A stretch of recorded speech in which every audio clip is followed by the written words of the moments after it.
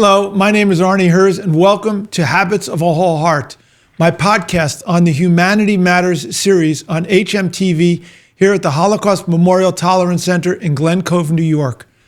Today, I'm with a longtime friend, Simeon Baum, who I've known for over 30 years. When I first wanted to become a mediator early on my career, I took a class or a mediation training program, and Simeon was the professor.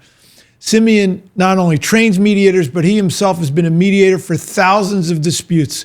And one of the great things about mediation, it restores agency to the parties, so it's not out of their control.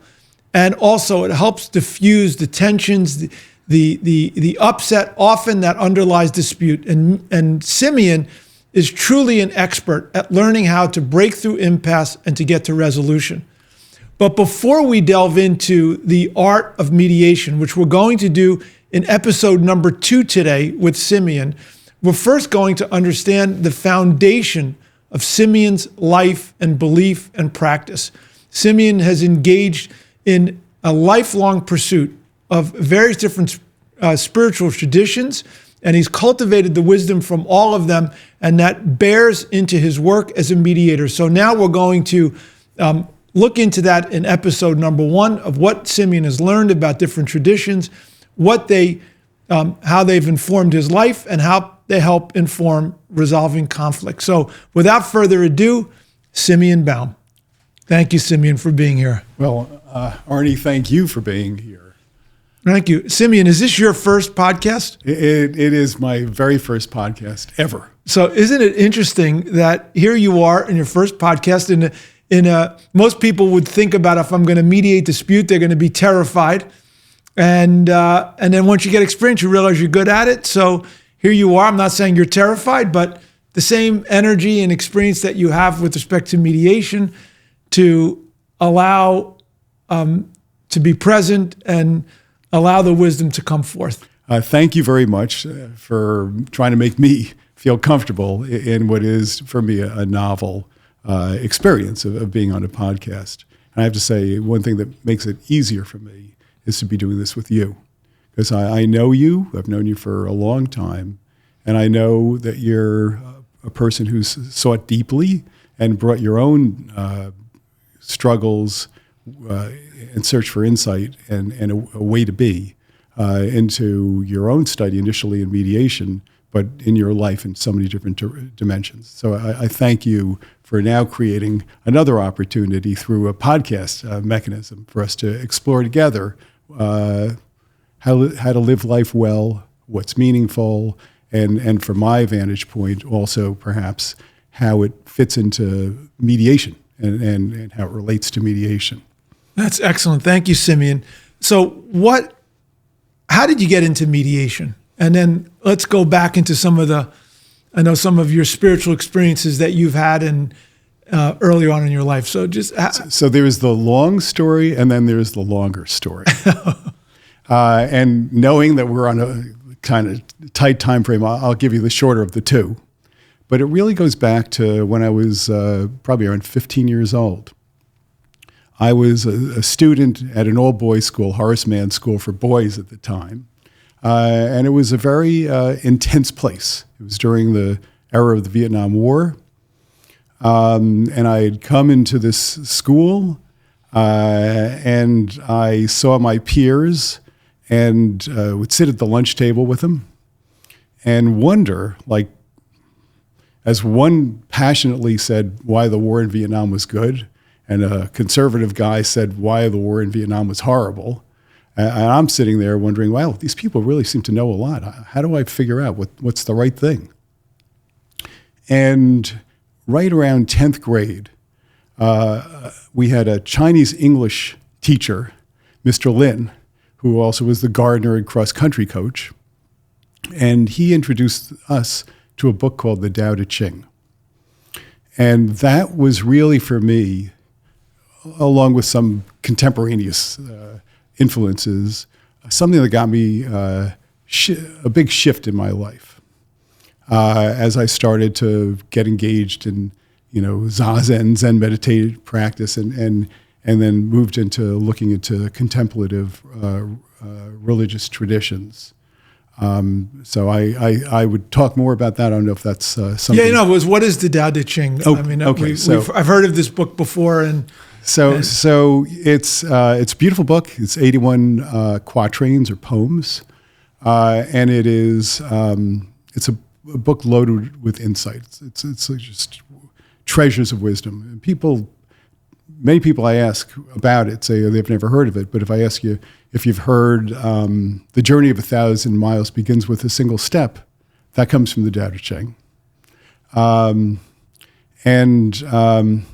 it's wisdom sayings. And for me, at this highly competitive place when I was a kid, where you're trying super hard to be the best. You want to be the smartest. You want to do the best. You've got goals of who knows what you're going to do in your life, but you're going to be number one. It sent a message that there's a different way to be. And what that is we're participating in something bigger than ourselves. And it's not so important, actually, that I'm number one. With something bigger going on, there's less about competition and more what we now, years later, when I look back at it, think of as collaboration. That we're participating together in this great reality. And at the same time, it had this notion, and in the Zen Buddhist tradition, particularly as it was percolating in America at the time, this notion of enlightenment. I figured, I'm an idiot. I can't figure out what these kids are talking about at the lunch table. I don't know, necessarily what where to find. I don't think conceptualize it this way, but I know where to find meaning. I don't know how to get myself organized. I don't know how to feel best, that I'm as I should be. And so it had this concept of enlightenment. I thought, wow, what a great thing. That's what I got to do. I'll get enlightened, and it'll all be okay. So I basically engaged for quite a while in practicing zazen, where you sit in a state of open concentration, open awareness, and went with that into college. And it was really when I was at Colgate, when I went to college, that I had some significant transformative moments with the fortunate influence of wonderful teachers, and it helped shift me or give me some basis for then what came afterwards in my life. So, Simeon, it sounds like you had a few things that were taking place here. First and foremost, what it meant to win was redefined. From being better than everybody else, it became more of a collective we of collaboration, and how do we become the best we could become? And it's an interesting thing. You think about the way we're raised, and in the competitive society that we live in, we're always trying to be, stand above the others. But what you're saying is you learned at this early age that, based on the wisdom of the Tao Te Ching, that there was a different way to measure success. And for this to happen is profound. And two, what I heard you say is, I never heard that term, Zazen. That's Zen meditation. Zen meditation of just open receptivity. And I want to hear a little bit more about what that is, because most of us, certainly myself at that age, my mind is running. And what does that mean to just sit? So just clarify what that means a little bit for people. Sure, thank you.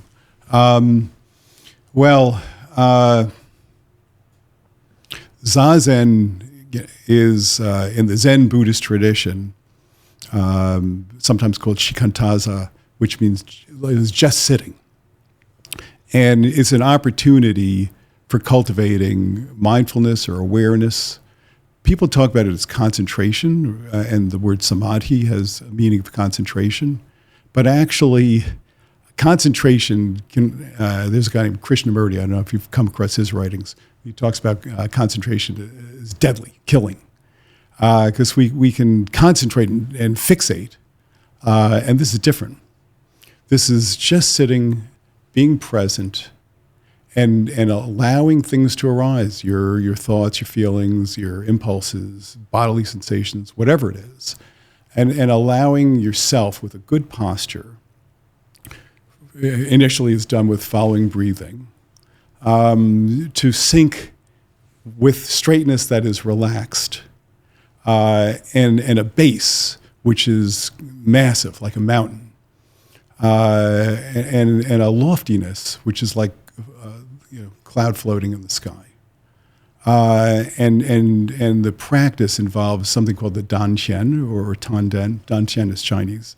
Tanden is the Japanese, where you got a gut, and you could localize it, 2 or 3 inches below your navel and inside, but you sit and let that become the zone of awareness, and everything else then arises, ceases, shifts. You're aware of it all, but you gain over time in the practice a presence, a comfort with just being where you are.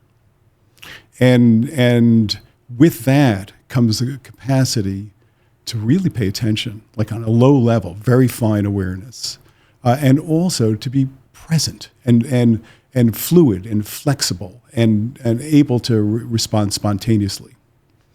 And No, that's beautiful. Keep going. The funny thing is that actually that practice is very helpful, even for me today, as a mediator, because that's what mediators do. Mediators are not imposing. We don't impose on everybody. We're there with everybody, and we're helping people, but we're really helping as a mediator. You're helping support their own activity. As you said at the beginning, their agency, we support there's a school of mediation, the transformative mediation school, where the real role of mediator is empowerment and recognition, to foster empowerment of the parties, and to foster recognition, the growth of empathy. Once they feel strong enough, the shoulders drop, and then you can stop thinking in conflict about only yourself, because you're so worried, you're in jeopardy, that all you can pay attention to is how this impacts me. But when you feel you can make choices, you feel stronger, and then you can move into the comfort zone where you can actually care about what's going on for the other person and pay attention. And that's transformation, moral transformation to empathy is where they call it transformative mediation. That's the transformation. It's fascinating in that we've been so trained as lawyers to problem solve, to focus on the problem. And what you're saying is a different way of being, just like it was a shift from being competitive to being collaborative, to being focused versus being receptive. Yes. And it's a real very significant distinction. shift. Yes. And when you're receptive, you become aware of so much more about yourself and the other. And there's a significant amount of wisdom that comes through. Last week, I had on my podcast Dr. Valentin Fuster, who's a world-renowned cardiologist who is so famous that Sesame Street made a character after him, Dr. Rooster. And Mount Sinai renamed their hospital called the Fuster Heart Hospital at Mount Sinai. And he was sharing how, and he's in his 80s now, and every single day, 5 a.m., he's in his office, and he just sits 15 minutes to reflect. Beautiful. And That's he beautiful. also shared about how the number one most important thing in medicine is empathy. And now here you are as an expert mediator who's helped resolve thousands of disputes. The same methodology as Dr. Fuster. Sit and reflect. Just be open and to have empathy and allow that empathy to rise up. And it's quite a shift from the way most of us are living our lives most of the time. It's major, and it's a gift. because your life is enriched, if you're one's comfortable. Again, looking back at how things were when I was younger and some of the issues I had, I know that one of them, I grew up Jewish, and I still am. And I remember when I came to, and I know here we are, in the Holocaust Memorial here, and so this is very significant, to think also about the Jewish tradition. And when I came to Colgate, I met a guy who became my advisor. And what I brought to him, I've been now studying for a few years, I guess, from adolescent time until what it became a major, philosophy and religion, but really with a focus on comparative study of religion. And I approached this guy, Dr. John Ross Carter, who was an amazing human being. He was a Southern Baptist minister who had a PhD in Buddhist studies from London and Harvard. And had taught interreligious dialogue as his framework. But I remember coming to him and saying, I don't know what to do. I don't know how to be. I think there's a lot to be said for what goes on for a Jewish person. And how dare I decide I should be anything other? Because frankly, I didn't create the rules. I got to do what the Bible says, what Torah says. Now I wasn't that. I was brought up conservative, so I wasn't really, that firm. But I had thoughts from that standpoint, and then I had thoughts, notions in terms of the practice coming out of the Zen tradition, emptiness and challenging concepts. I said to him, I kept bringing him these issues, and Dr. Carter said to me, Mr. Baum. He was a Texan, and he used to have a slow way of talking. He said, Mr. Baum, you remember that story from the Bible where Samuel, the prophet's a kid, and he's living with then Eli, the head priest. And he wakes up one night. He hears somebody calling him, Samuel, Samuel. And then he goes running to Eli and says, yes, master. You looking for me? And Eli says, no, I wasn't. Go back to sleep. And this happens 3 times. He keeps hearing the voice going, and Eli says, go back to sleep. Finally, the 3rd time, Eli said to him, listen, Samuel, lie down and listen. You're being called, lie down and listen. And Dr. Carter turned to me and said, Mr. Baum, lie down and listen. You've got a ton. He used to say, you're loaded for bear. You got a ton of concepts and thoughts and doubts and wonders. Lie down and listen. And having that message, that when we listen deeply, whether it's to ourselves or in ourselves or from ourselves or in the midst of ourselves, when we listen deeply, and what happens is there's a shift, and we gain some coherence, and we gain awareness, and things pool. And as things pool in us, and we cohere right here, we also find ourselves more present and more capable of understanding or intuiting what's going on for the other. And that, for me, that was a wonderful lesson. Simeon, in this powerful story you just shared, in this world of increasing speed, social media, panic, anxiety, just lie down and listen. It's such a powerful shift of energy.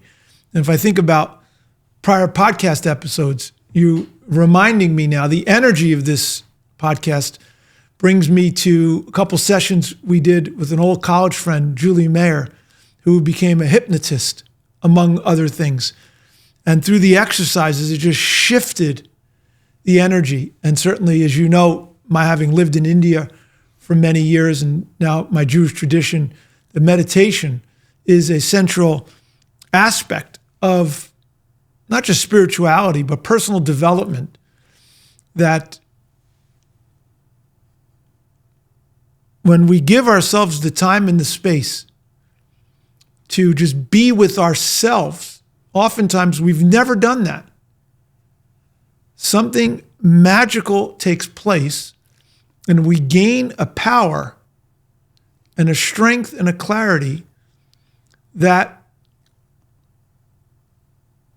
allows us to live the way we're meant to live. And I go back to Dr. Fuster, and I go back to so many of my guests who've understood this. And what you're suggesting is how this has helped you and how it could help other people to be present within their own selves. And when this happens in a conflict dynamic, it's really what allows the parties to settle in to be much more receptive to a resolution. I think that's really true. And the funny thing is, when I'm acting as a mediator, I don't talk about this stuff. I don't talk about it. I don't say, hey, I don't even tell them, lie down and listen, right? But there's a mediator who talks about, I think it's David Plant, but I'm not sure, who this phrase, bringing peace into the room. And as a mediator, we are present, and you're being the way we are.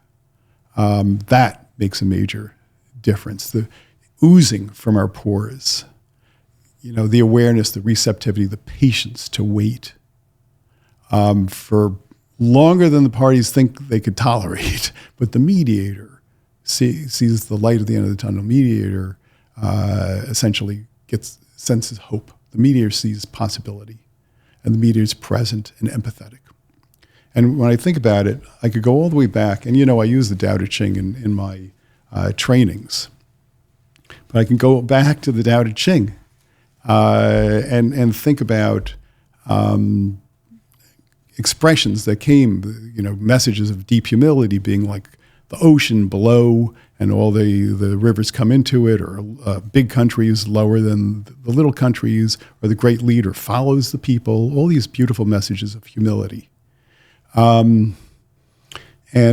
here's one. If I could share it, I think we might have time for me to share I want to this. close with that. I want to just make one comment before you read this, and I'm really happy you're going to read something from the Tao Te Ching, is that as I'm listening to you, I also think about this famous psychologist, Mihaly Csikszentmihalyi, who wrote this book called Flow. And it really describes this supra sense of awareness when we're incredibly still inside. And this is what the greatest athletes of all time and the greatest artists and the greatest musicians were able to tap into. And so what we're really talking about here is not just for resolving disputes, but it's how to live your life. And that's what you're bringing forth. So let's hear what you have to say, and then we'll close out episode number 1 and move into episode number 2. Great. That sounds terrific. And flow is such an appropriate concept and reality for what we're talking about. And what the mediator is doing really is helping the flow of the interaction of the parties. It's beautifully said, Arnie. So this is chapter 15, or quatrain 15. Just show everyone your book that this is a well-worn book. I've read this book for a while, and frankly, before every mediation. And just to be clear, I still see myself as identified as Jewish. Right. But I think we can gain great wisdom from the world's traditions. And so before I start any mediation, I take a page at random, so that this reminds me that what I'm doing is not about me. It's about everybody who's there. So here's one. The ancient masters, we can say the ancient mediators, were profound and subtle. Their wisdom was unfathomable. There's no way to describe it. All we can describe is their appearance. They were careful, as someone crossing an iced-over stream in the winter, alert, as a warrior in enemy territory, courteous as a guest, fluid as melting ice, shapeable as a block of wood, receptive as a valley, clear as a glass of water.